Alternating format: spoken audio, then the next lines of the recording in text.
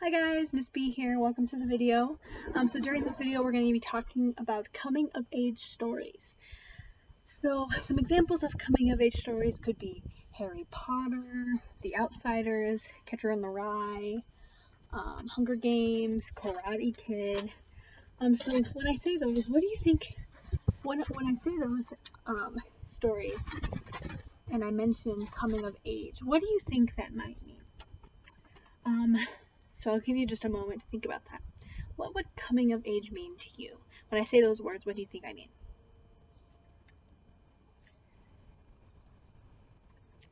So, coming of age stories, or as they are also known, Bildungsroman stories, spelled B.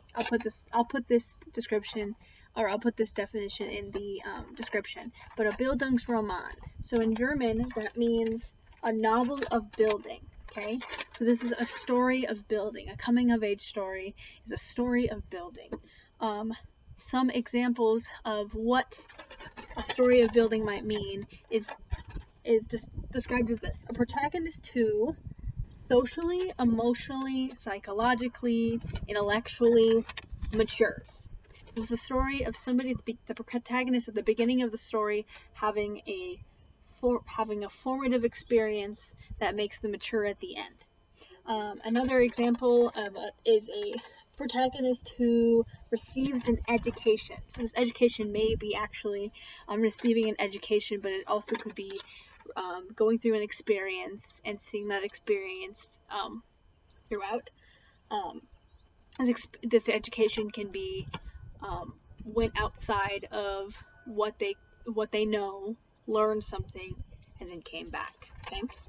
And then a protagonist who discovers oneself and or discovers the world.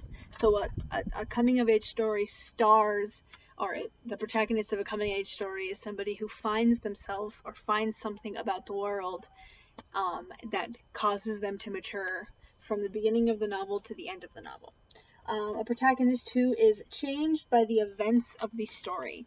So changed, matured by the events of the story. I think that one's pretty self-explanatory.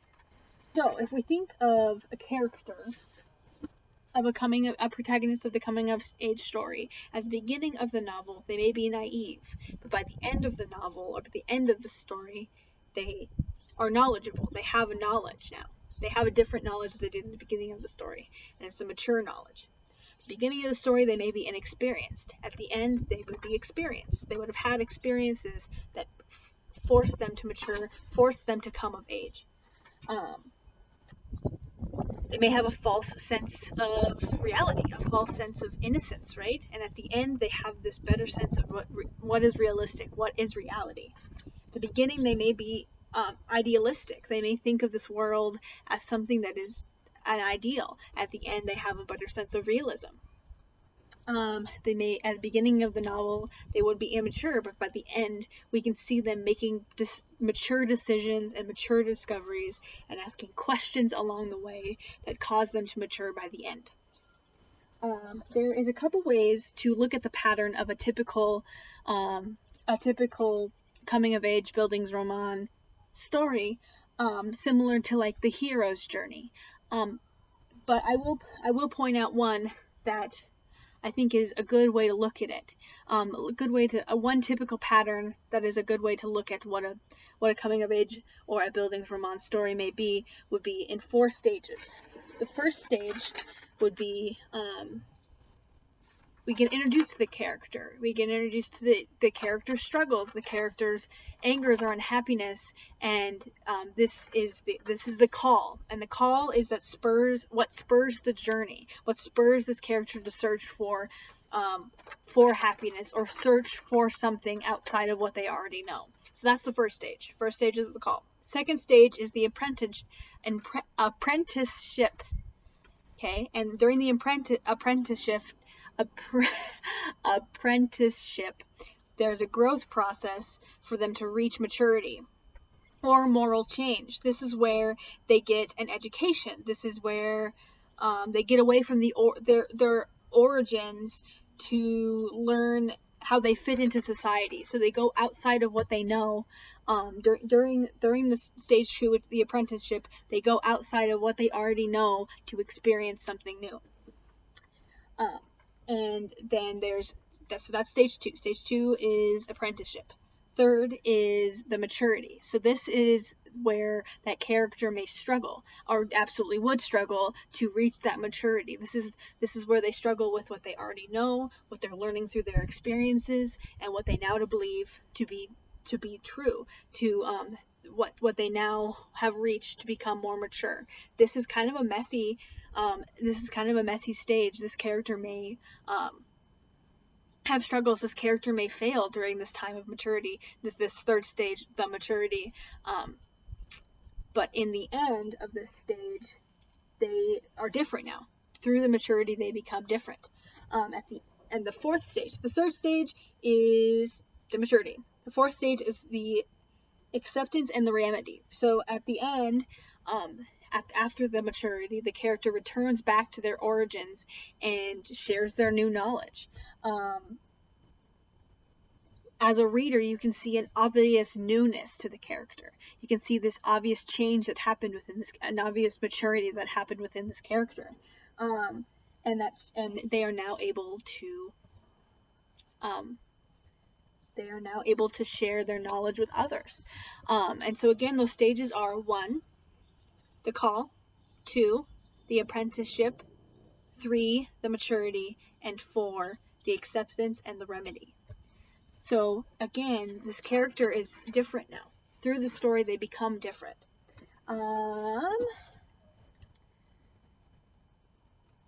So usually at the beginning of the story, the character loses something. Maybe that would be loses, or they have a discovery. So this could be that they lose a sense of what they already know, or they may lose their happiness.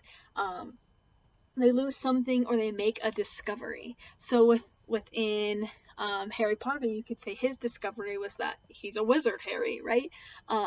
There's a moment that changes them. There's a discovery. There's a loss that changes them and spurs them to go on this journey. Sometimes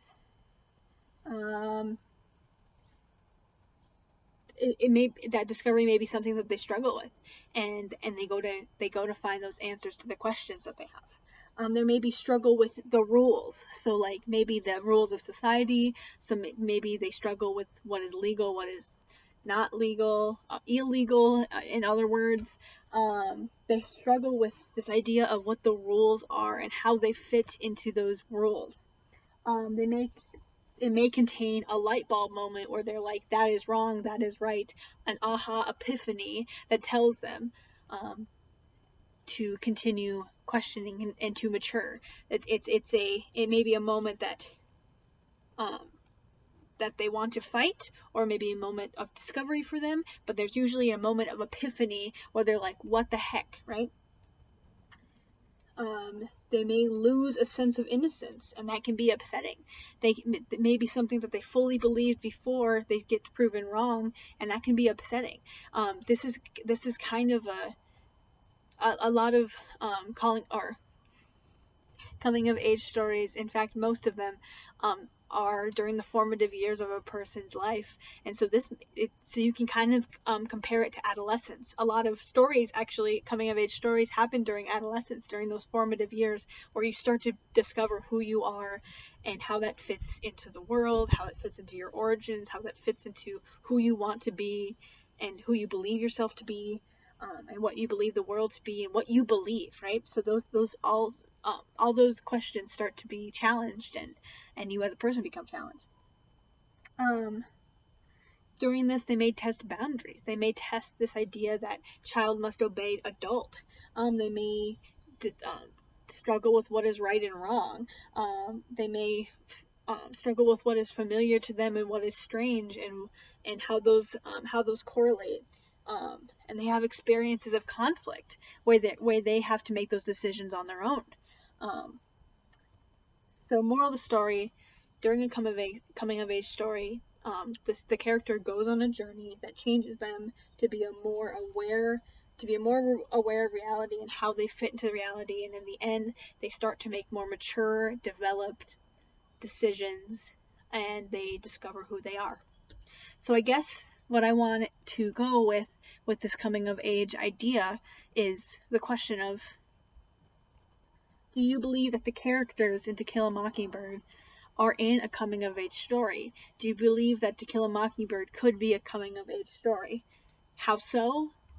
If not, how is it not a coming of age story?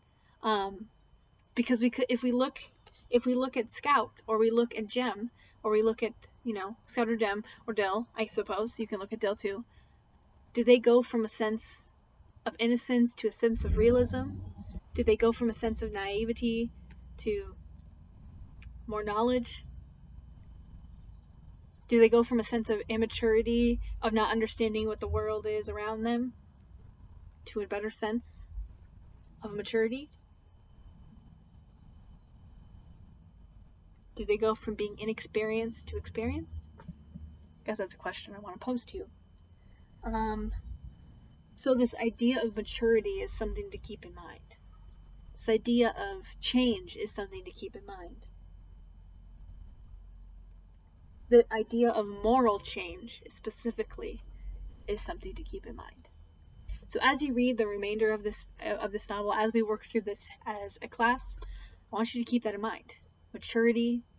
How are these characters changing morally? If they are. How does this story show change?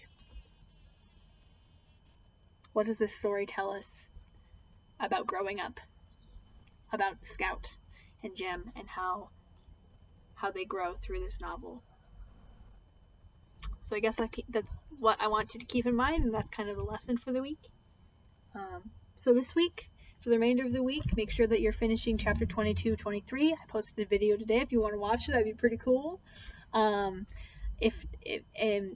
we do have a discussion this week. We are going to do Flipgrid again. You guys did an awesome job last week, and so we're going to be collaborating with Miss Mueller's English 11 again this week on Flipgrid.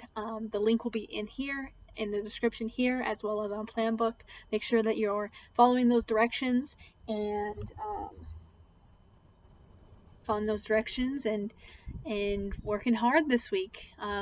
Whenever you're watching this, I just want to say I hope that you make today great and that you have a wonderful, wonderful rest of the week. All right. Make sure to do Flipgrid. Check your plan books. Okay. Bye, guys.